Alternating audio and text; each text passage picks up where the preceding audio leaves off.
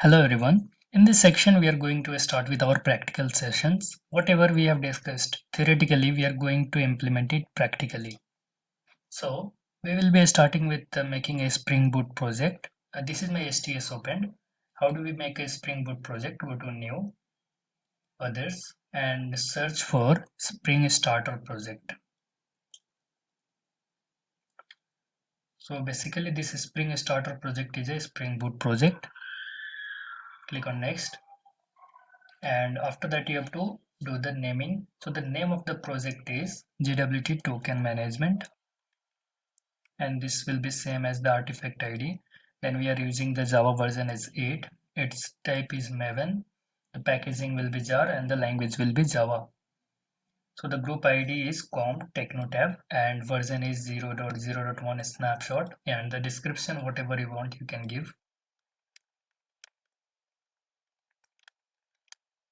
Okay, and the package structure that you want to keep, I will name it JWT. Next, and you can select the dependencies that you want. I want to select DevTools so that whenever I make any change, my server should pick it up and restart the project.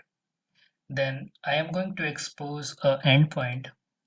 So I will be using the web dependency, that will be Spring Web, and I will be using an internal database, that is a H2 database, for storing the token in the in-memory database. Alright, then finish. So give it some time for downloading all the dependencies, and then we will start with creating our controllers.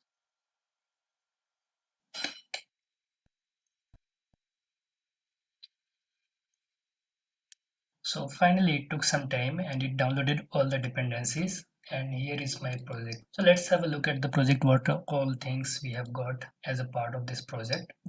So we have got the source folder, the resources, and the test folder. Then we have the default Java libraries 1.8, and we have got the Maven dependencies that got downloaded as a initial setup. Alright, and the src folder and the target folder where our jar will be generated, and we have this pom.xml. Let's have a look at it. So this is the version of the Spring Boot that I'm using, 2.6.7, and these are the descriptions that we gave in the beginning when creating the project. Java 1.8, then we have a Spring Boot starter web, the DevTools. This DevTools, you should not keep it when you are moving your code to QA or production environment. You need to just remove this before moving it to QA environment. Then this H2 database is an in-memory database that we are going to use to store tokens. We are not going with a SQL database as it will consume lots of space. So this is just a demo purpose, but you can use whatever the database that you want, either SQL, no SQL, anything you can use.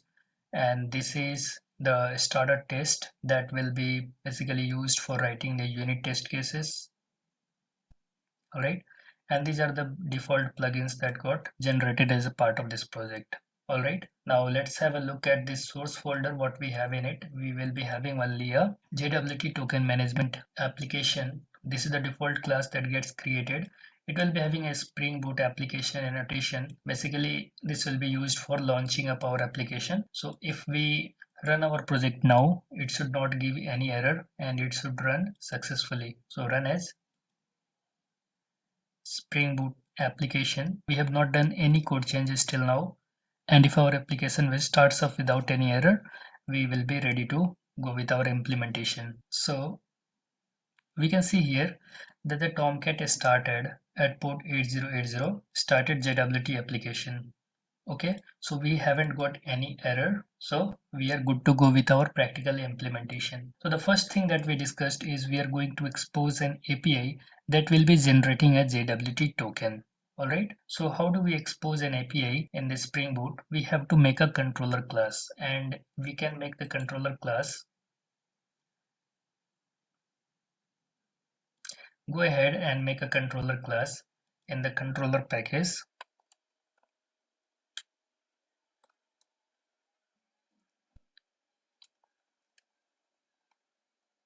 So our class name is token controller.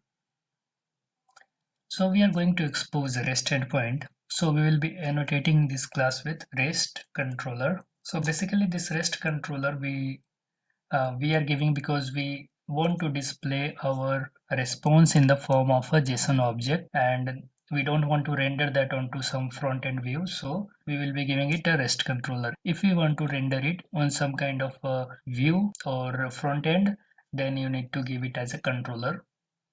But we have to expose a REST endpoint. We are going to expose here a post API that will be generating us a JWT token. So post mapping,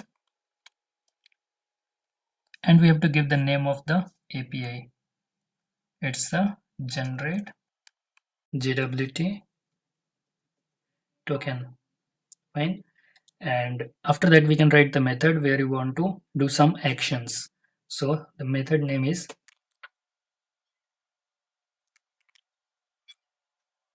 so the return type is JWT token and the method name is generate JWT token, right? This return type obviously we don't have it now. We will create it in some time. Let me return something. Fine. Now in this JWT token class, what do you want to return? You can mention everything. It will be just like a plain Java object class. Attributes or the parameter that you want to expose, you can write it in this class. So let me go ahead and create this class. And this class I will put it in a model package. Okay, so I'm leaving this class blank as of now.